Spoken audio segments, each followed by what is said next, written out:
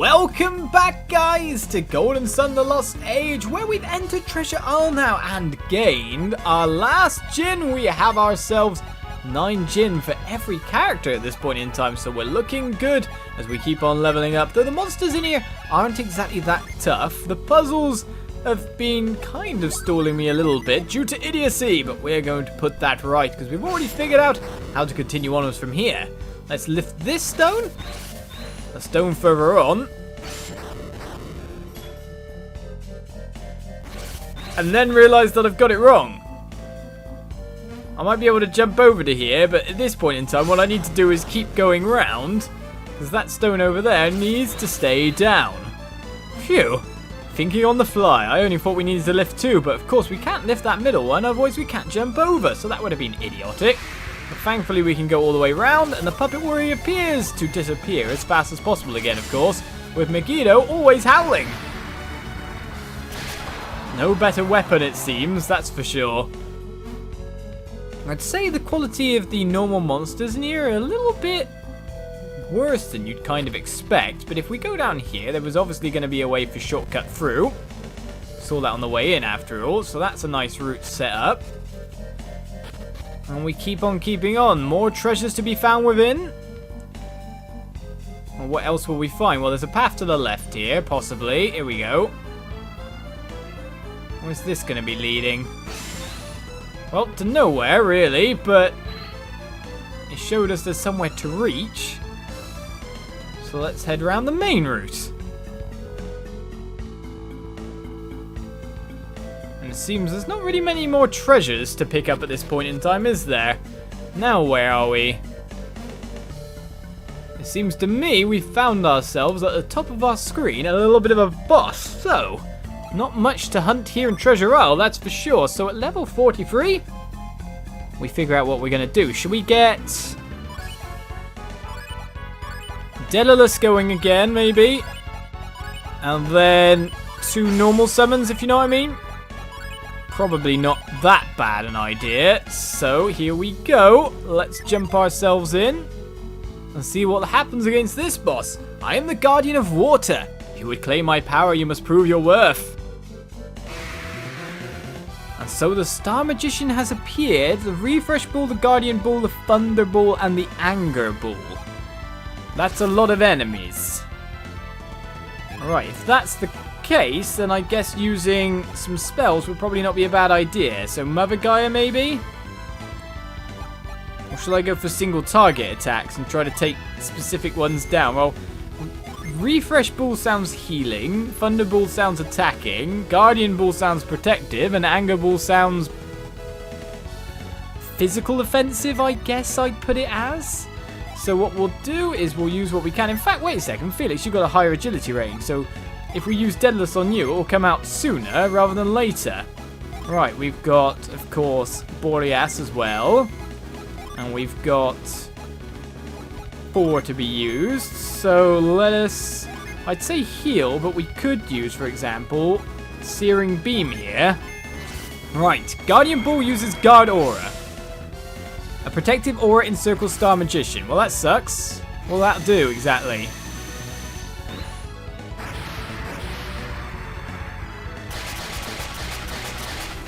Right, the balls took some small amounts of damage. It seems that the main guy took barely nothing. Daedalus comes out next. The more worrying part is the fact that there are things there with higher agility values than me. I guess this boss had to have a feature after all, considering the last boss. These balls, okay, they're going down, they're dying. Only 63 damage to Star Magician, so his damage on him is being cut drastically.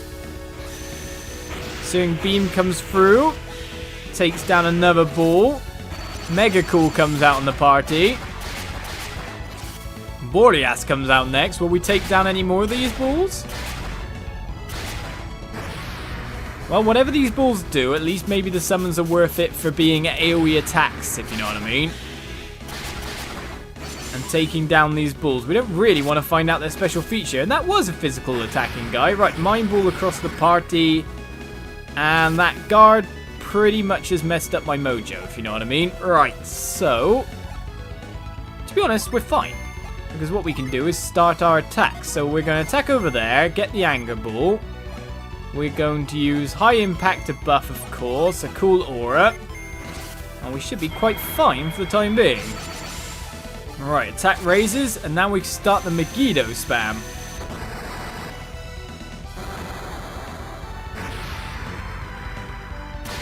$853 damage. Now that's what we're talking about. We might not have got the crazy summon damage going in. Shiva was down in the meantime, though, however, by that Mind Ball. I do not like that. He has took down the remaining balls. Star Magician used Mystic Cool, and a Guardian Ball has appeared. In the meantime, our missile comes down. Right, Guardian Ball takes 291 damage. Star Magician takes 1,407 damage. So those Guardian Balls are nasty things, is how we'd like to put that. So, what do we do now? We need to get Sheba up, of course. We're going to summon Megiddo down the Guardian Ball. We'll keep the ball amounts down, I guess. Apart from that, we do have a way to revive, do we not? Indeed. Balm will do that for you, madame. And Cool Aura again to heal, or not?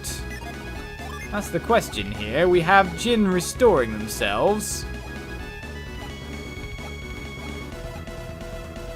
Counter an enemy's attack, strike through an enemy's defense. We could continue to attack with these two then, really. Alright, what else do we have? Weaken foes attack, revival downed allies. I mean, what do we really want to use here? What ability do we want? Well, we want high impact, really. Now, let's keep with the plan. Let's keep with the plan. Revive everyone and get Sheba up. Jenna will move before Pierce. There's no point in the Cool Aura. I guess the best we can do is go for stuff like Searing Beam and just take out the ball, or something a bit more smaller, or maybe direct targeted. These are the questions here. Well, let's just make sure we get down the Guardian Ball, who tends to use a Guard Aura straight away on that guy. Megiddo comes down on the Guard Ball, which actually will take it out, so we don't need to send an attack that way. This boss is a bit weird. I'm guessing the guard just completely messes up our chance to do damage after all. So we get Sheba not up because it's a chance to revive as a Refresh Ball 2 appears. That sucks. Well, we got some Djinn back, sure, but we didn't get the revive we wanted on. We have a Water of... yeah, let's just use a Water of Life for once. I mean, why not? And of course the Cool Aura won't do so much, so I guess we go Serpent Fume and just try to make sure this guy goes down. I don't know how it works. Probably normal attacks would be better, of course. Why am I using spells? And Megiddo comes down, takes out the ball, no problem. Mystic Cool, comes another ball. Water of Life brings Sheba back up at last. A Mind Ball is cast, does some damage across the party, and we start getting some of those Djinn back yet again. So if Megiddo keeps howling on these balls, we could actually use that, but we kind of want to use, of course, someone to attack over there. So what we'll do is we'll keep the balls going down at the moment. We'll keep using that, we'll make sure everyone's topped up, let the Djinn come back. We'll pace ourselves in this battle. We've already taken down a few thousand HP. That's going to howl every time. I could just leave that job to him, but he's getting more and more attack power. We want to leave that to some other people, if you know what I mean. And let those howls go on at certain someone. Sheba just needs more stuff at the moment. Right, he attacked twice this time, and he didn't call another ball, which is kind of good. I like that factoid. Right, that means we can go full out again. High impact, cool aura, that is more or less our full out attack routine. Unless we can get all attacks, but to be honest, if he's attacked us a couple of times, we kind of need to focus damage. And focus healing on Sheba while she regains her Djinn. 1,235 damage right there. Megiddo is our strategy, pretty much. Legend, if it triple attacks, is a pretty good strategy too. That's 2,000 damage there. Mystic Cool brings a Thunder Ball. Mystic Cool brings an Anger Ball. So he can use that twice, can he? Right, so we need to split damage and make sure they go down then. Alright, what Djinn we have at the moment? We got one Mercury Djinn out. Okay. Let's attack like that and hope that we can take them down. Nirvana does 245. Megiddo comes out and howls on it. Farewell to Thunderball. Meanwhile, the other two get the other ball, which means he's stuck using Mystic Cool. Mine ball across the party is not so bad because Sheba's continuing to reset stuff. Right. So what we can do now is attack over here. We could start using Djinns to kind of get ready for another summon, maybe.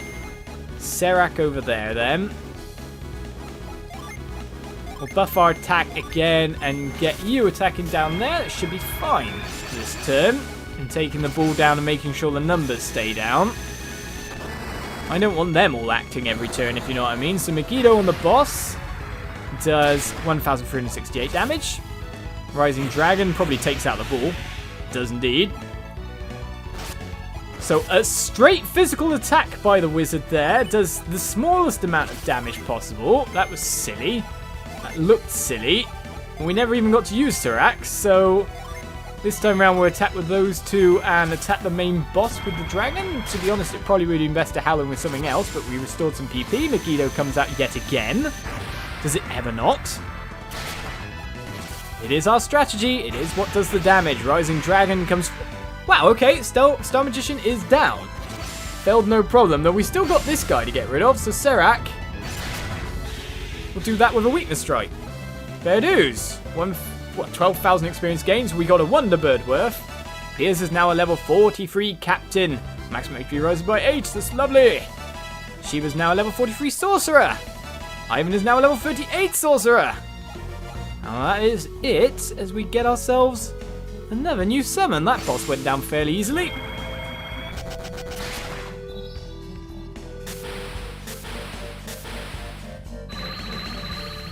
And so Felix can now summon Azul. To summon Azul, we need 4 Mercury and 3 Venus Djinn. Shall we summon it indeed? So we need 4 Mercury and 3 Venus. Let's go find ourselves a battle then, eh? Now, this is the point where I might want to level up to level 56 and get all synergy, because the Anemos Shrine, if you've noticed, the Djinn there, if you didn't manage to collect some, or collect them all in the previous game, supposedly this game gives you at least one of the ones you've missed, but no more than that. So the only way to get to this next guy is to collect all the Djinn over both games, which we managed to do. Which hints at extra power there. The Superboss of Superbosses. Can we actually have a battle sometime soon? Here, enemies! We're about to summon stuff on you. It's gonna be lovely.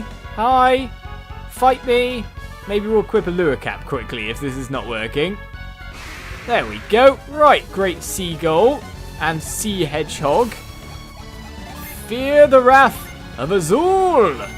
And then we're probably going to need some people to finish him off, because it's probably not going to finish them off. Azul comes in, a sea dragon.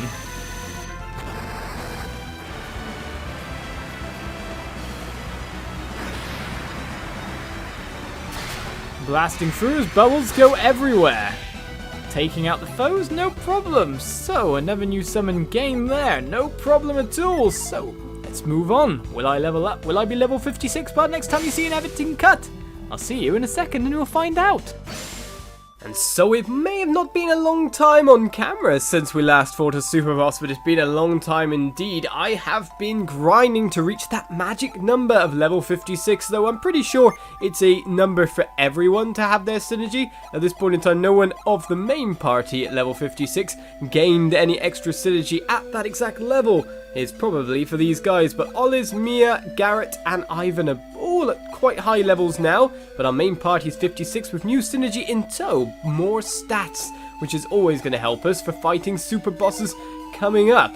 Right, apart from that, I took a lot of materials into Yalam and we got ourselves some new gear, as well as new gear gained from just grinding so many monsters. Man, I spent so long grinding, walking up and down corridors and the whatnot. So we traded in 2 column cores again, got ourselves another pair of Titan gloves, and we got ourselves a Gaia's axe here, which is currently on Oliz for the boosted earth power, that's for sure. As you can see, this gear kind of was on Isaac before, and it's been moved on. Not Isaac, Physics. Ah, so many characters, so little time. We also used some Mithril Silver and got ourselves a Mithril Helm over here for some Raise Evade, and a Psychic Circlet, which I've got over on Mia, which restores PP as well. So that's not bad. Dark Matter gave us a ton more cursed gear, but it was kind of all of the same thing, because it gave a ton, 3 in fact, Fear Helms, which raise attack, but they curse.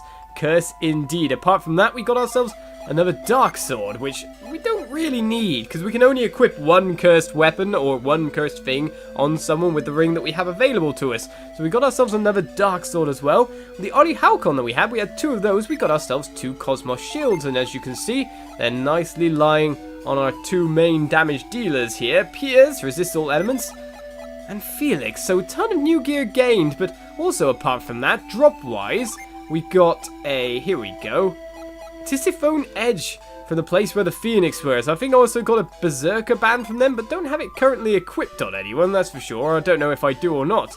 But yes, got some nice drops from them, including Dark Matter and loads of Water of Life from grinding up and down there.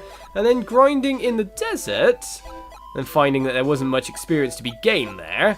We also got an Atropos' Rod, which unleashes Life Shear, so we've got ourselves new weapons across the party as well. Pretty tanked up now with lots of stuff, so it's time to go and face the Superboss of Superbosses. Teleport doesn't work here, I think you'll find it does. Just might work exactly in the center. Let's go to the Anemos Sanctum and get moving forward after gaining all that lovely gear. Right, we've got one section lit up already, but thanks to fighting the super bosses, or going to their dungeons at the very least, we've now collected all the Djinn in the game. Lots of genies. Lots indeed. Let's light up these flames. And they are different coloured, just ever so slightly, between red and the kind of brownish earth colour. Water's going to be a lot more clear to see, however.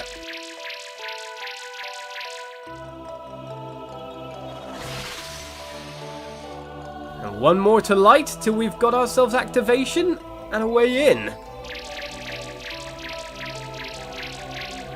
Our party is so leveled up, so geared up, well, I'm hoping we can just walk through this boss. We'll see though, we'll see.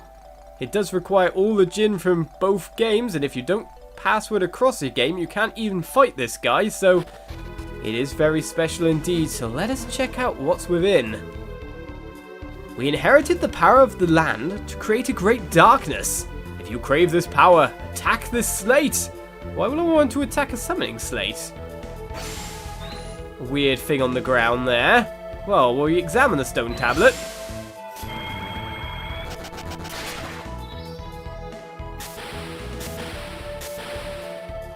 And it seems we're instantly given a new summon, Charon.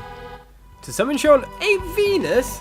2 Jupiter standby Djinn are needed, so time to start setting stuff. Do you know what I'm going to set stuff on? Yeah, let's do it this way. Let's change the battle music, because I found out this happens. Right, we'll move you over there, take you out the party. That gives us 1 Venus Adept there. Oliz is going to summon this with 8 of these. And then 2 Jupiter Djinn set as well. Right, so when you summon, we may as well see it in action, eh? Well, I do wonder if we're going to be bumping straight into a boss, or if we've got puzzles to do first. Right, well, dead end over here.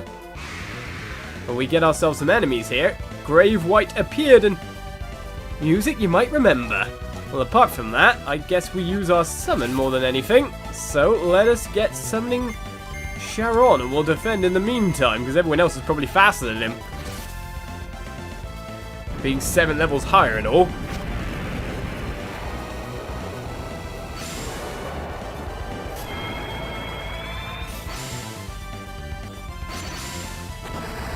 Man, the countryside doesn't half get decimated in this game quite a lot, but with darkness spreading, 907 damage to the white, 632 to the other one. That's pretty strong summon, even on normal guys. Of course, summons deal percentage damage, but that did quite a lot. Nicely done. Right, so many Djinn set here. So what we can do is just cycle him out again. And we've got a battle party ready to go. So a new summon has been seen.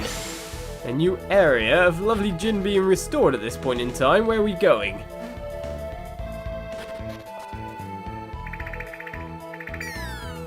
Okay, we've got something going on the other side of the room, but apart from that, we got Sky Dragons, Grave Whites, etc., etc. So it's time to use some of that new synergy that we gained here, like Grand Gaia. Apart from that, we also got Dragon Fume over this way. With Searing Beam we already had, didn't we? So let's use Dragon Fume over here. We got ourselves not only Tempest, but Spark Plasma. And we got ourselves Mega Cool over here as well. So tons of new synergy abilities. A lot stronger on the scale.